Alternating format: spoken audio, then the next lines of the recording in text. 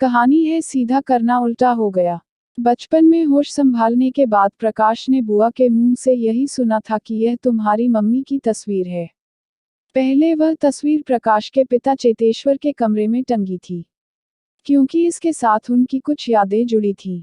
कभी चित्र की नायिका ने चेतेश्वर से कहा भी था, अब तो मैं सशरीर यहाँ रहती हूँ, तब मेरा इतना बड़ा चित्र क्यों लगा रखा है।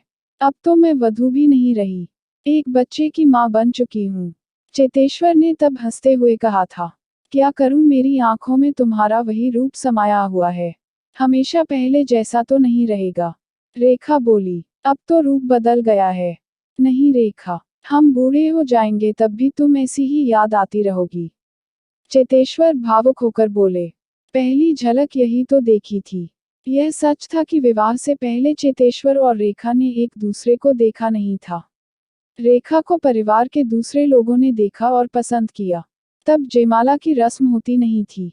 विवाह के समय सब कुछ इतना दबादबा हुआ था कि चाह कर भी चेतेश्वर पत्नी को देख नहीं सके। विवाह कर घर लौटे तो अपने कमरे में टंगे चित्र में पत्नी को पहली बार देखा तो देखते ही रह गए। इस चित्र को उनके छोटे भाई सदानंद ने खींचा था और बड़ा करा कर भाई के कमरे में लगा दिया था। रेखा के कई बार टोकने पर भी वह चित्र उनके शयन कक्ष में लगा ही रहा। 2 साल में रेखा ने एक सुंदर से बच्चे को जन्म दिया, जिसका नाम प्रकाश रखा गया। प्रकाश भरे पूरे परिवार का दुलारा था। उसके दिन सुख से बीत रहे थे कि रेखा में पुनः मातृत्व के लक्षण उभरे। घर में बेटा या बेटी को लेकर एक नई बहस छिड़ गई। दादी कहती कि एक बेटा और हो जाए तो प्रकाश को भाई मिल जाएगा। दोनों भाई उसी तरह साथ रहेंगे जैसे मेरे चेतेश्वर सदानंद रहे। बुआ पूछती, माँ क्या बहन भाई के सुख दुख की साथी नहीं होती। इस तरह के हास परिहास में 4 महीने बीत गए कि अचानक एक दिन रेखा अपनी ही साड़ी में उलझकर सीढ़ियों से लुढ़कती हुई नीचे आ गिरी। बच्चा पेट में ही मर गया। रेखा की चोट गहरी थी, उसे भी बचाया नहीं जा सका। रेखा का वधूवेश में लिया चित्र पहले जहां टंगा रहता था उसकी मृत्यु के बाद भी वही टंगा रहा। नन्हा प्रकाश पूछता तो बुआ बहलाते हुए कहती, मम्मी अभी फोटो में से निकलकर आसमान में घूमने गई हैं। कैसे? प्लेन में बैठकर। हाँ बेटा। बुआ मम्मी घूमकर कब आएगी? बस 1-2 दिन में आ जाएगी। चेतेश्वर के विरोध पर उनका विवाह टल गया था। उस दौरान बेटी प्रेमिला भी शादी करके अपनी ससुराल चली गई। माँ को गृहस्थी संभालना पहाड़ लग रहा था, क्योंकि बहू और बेटी के रहते हुए उनमें निश्चितता की आदत पड़ गई थी। माँ मजबूरी में घर तो संभाल रही थी पर बेटे व पोते की तकलीफ जब देखी नहीं गई तो उन्होंने चेतेश्वर पर फिर से शादी कर लेने का दबाव यह सोचकर बनाया कि पत्नी आने के बाद प्रकाश की देखभाल हो जाएगी और चेतेश्वर का मन भी लग जाएगा। चेतेश्वर भी थोड़ा टालमटोल के बाद फिर से विवाह के लिए तैयार हो गए। चेतेश्वर की वकालत अच्छी चल रही थी। अपना बड़ा सा मकान था। पिता भी शहर के जाने माने वकीलों में से थे। उनके विवाह के 4 वर्ष छोड़ दिए जाएं तो सब तरह से वे सुयोग्य वर थे। एक बेटा था तो उसे भी देखने वाले बहुत लोग थे। चेतेश्वर की फिर से विवाह की तैयारी होने लगी। चढ़ावे के लिए नई साड़ियां और गहने आए। रेखा के गहने भी थे जिन्हें नई बहू को देने में किसी को आपत्ति नहीं हो सकती थी। प्रेमिला ने यह कहते हुए कि रेखा भाभी के कुछ गहने चढ़ावे पर नहीं जाएंगे, अलग रख दिए। तुम्हारा मन है तो बाकी मुंह दिखाई में दे देंगे, माँ ने दुलार में कहा। मांग टीका और नथ तो अभी चढ़ावे के समय जाने दो। नहीं माँ, इन्हें भी अलग ही रहने दो। बेटी प्रेमिला बोली, सब कुछ मुझे प्रकाश के विवाह में देना है। दुलार भरी हंसी से माँ ने कहा, प्रकाश की बहू के लिए पुराने गहने? अरे पगली, तब तक कितना नया चलन हो जाएगा। प्रेमिला मचलते हुए तब बोली थी, अम्मा यह सब अलग ही रख लें, वह लहंगा चुनरी भी, सभी कुछ मेरे कहने से। लाडली बेटी की बात अम्मा ने मान ली और बहू आस्था के लिए सब कुछ नया सामान चढ़ावे में भेजा गया। अम्मा ने टोका अवश्य था कि बेटी, नई बहू क्या प्रकाश को उसका हिस्सा नहीं देगी? आखिर उसका हिस्सा तो रहेगा ही, उसके अपने भी तो होंगे अम्मा, यह सब अलग जमा कर दें। माँ के मन में विवाद उठा।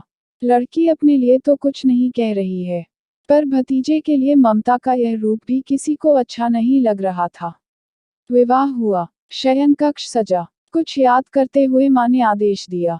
और उस दिन रेखा का वधूवेश में सालों से टंगा चित्र वहां से हटकर पीछे के एक कमरे में लगा दिया गया।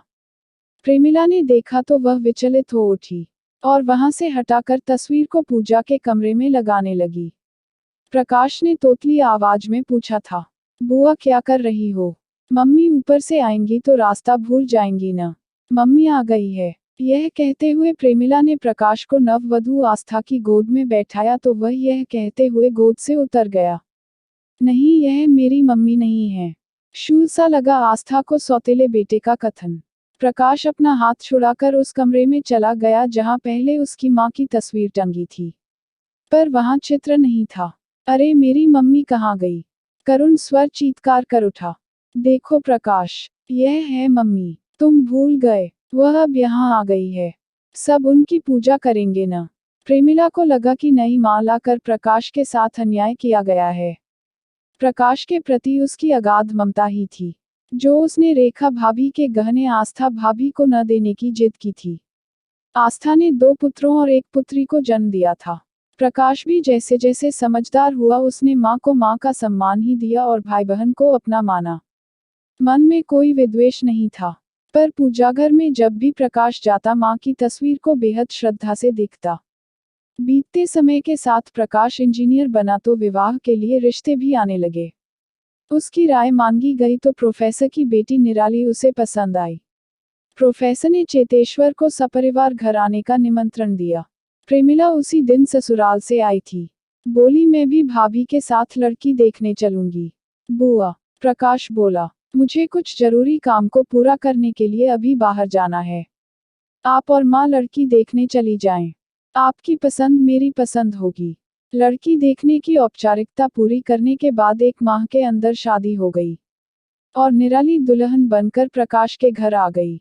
अब प्रेमिला ने रेखा का चित्र पूजा घर से हटाकर प्रकाश के कमरे में लगा दिया। आज सुहागरात है, यह सोचकर प्रेमिला ने अपनी पसंद के कपड़े निराली को पहनाए।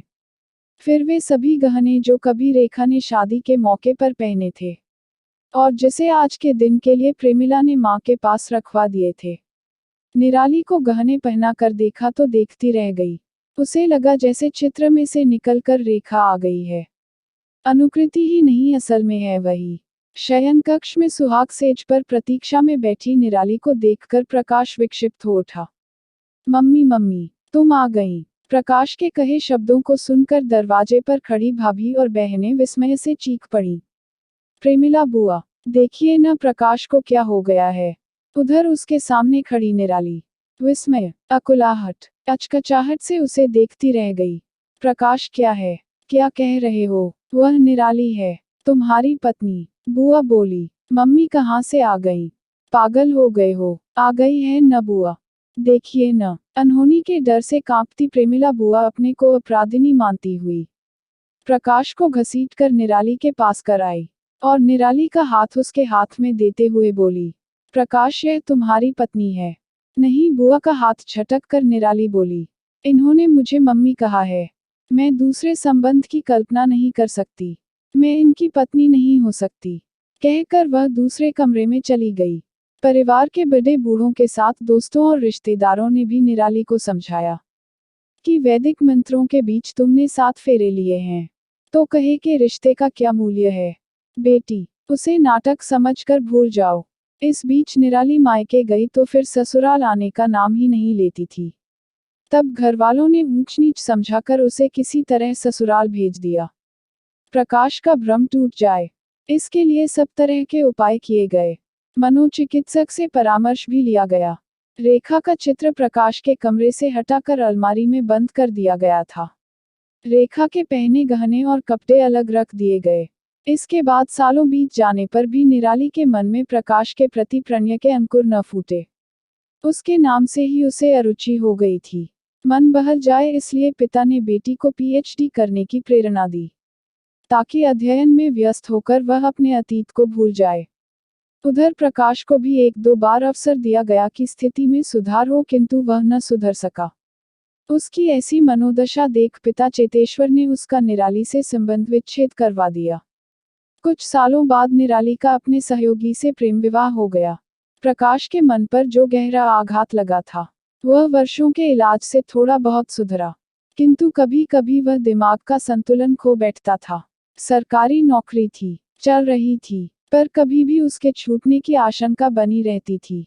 उसके पुनर्विवाह के लिए संबंध आते रहे, किंतु पिता चेतेश्वर ने कहा कि जब तक वह पूरी तरह से ठीक नहीं हो जाता, वह किसी की लड़की का जीवन बर्बाद नहीं करेंगे। प्रेमिला बुआ अपने सौम्य, सुंदर और सुयोग्य भतीजे को पागलपन के कगार पर लाने के लिए खुद को दोषी मानती हैं। आंसू बहाती हैं और कहती हैं, मैंने तो सपने में भी नहीं सोचा था कि मेरे लाड़ की ऐसी परिणति होगी। अगर आपको कहानी पसंद आए तो लाइक और शेयर कीजिए और चैनल को सब्सक्राइब करना मत भूलिए।